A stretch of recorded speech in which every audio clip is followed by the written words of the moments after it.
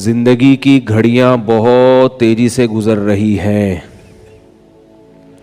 اور ہر آنے والا دن ہمیں قبر کے قریب کر رہا ہے، مجھے بھی اور آپ کو بھی۔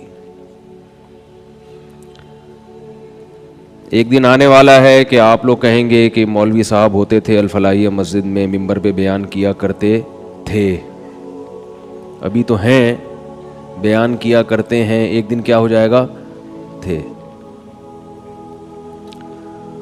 اور میرے ہیں سے تھے ہونے تک آپ میں سے بہت سے ہیں سے تھے ہو چکے ہوں گے۔ میرے مرنے تک پتہ نہیں کتنے آپ میں سے زندہ رہتے ہیں، کتنے مر چکے ہوتے ہیں۔ اور جو میرے مرنے سے پہلے آپ لوگوں میں سے زندہ رہ گئے، جو پھر میرے بارے میں یہ کہیں گے کہ وہ ہوا کرتے تھے،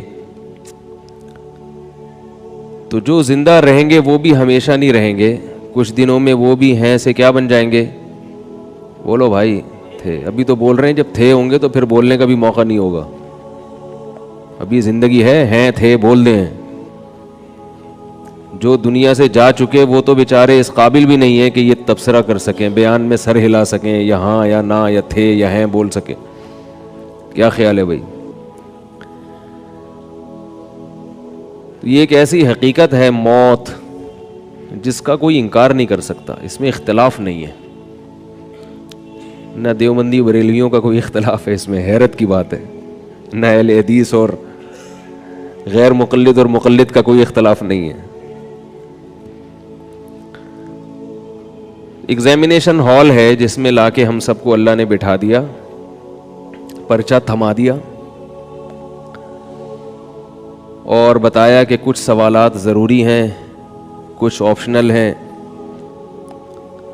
اور پرچہ ہر ایک کو مختلف دیا گیا ہے، ہر ایک کی استعداد کے لحاظ سے، صلاحیت کے لحاظ سے۔ علماء کے پاس جو پرچہ ہے وہ الگ ہے، عوام کے پاس جو پیپر ہے امتحان کا وہ الگ ہے۔ اب جب ایگزامینیشن ہال میں آپ کو پرچہ تھما دیا جائے تو آپ اپنے حساب سے پرچہ لوگے یا دوسرے والا پرچہ اپنے پاس لا کے رکھو گے؟ ظاہر ہے ٹائم کم ہے، مقابلہ سخت ہے، تو اپنے سوالات کو فوکس کرو گے، دائیں بائیں جھانکنے کی کوشش نہیں کرو گے۔ اب مسئلہ یہ ہو گیا ہے کہ ایگزامینیشن ہال میں جو جس کی فیلڈ نہیں ہے وہ اس میں ٹانگ اڑا رہا ہے اور اپنے ضروری سوالات سے غافل ہو رہا ہے۔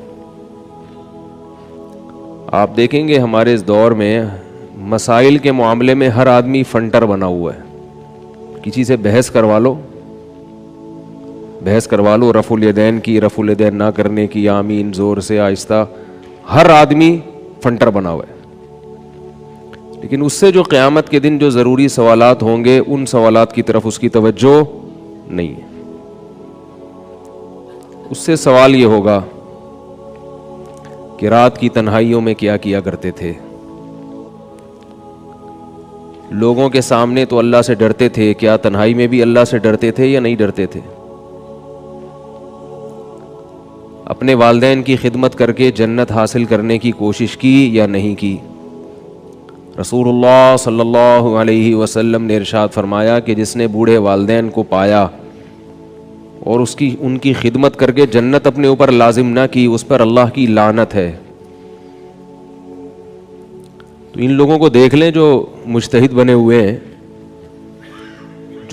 جو فیلڈ علماء کی ہے اس میں بھی کیا کرتے ہیں؟ ٹانگ اڑاتے ہیں، لیکن نہ اللہ کے حقوق کی طرف توجہ، نہ مخلوق کے حقوق کی طرف توجہ۔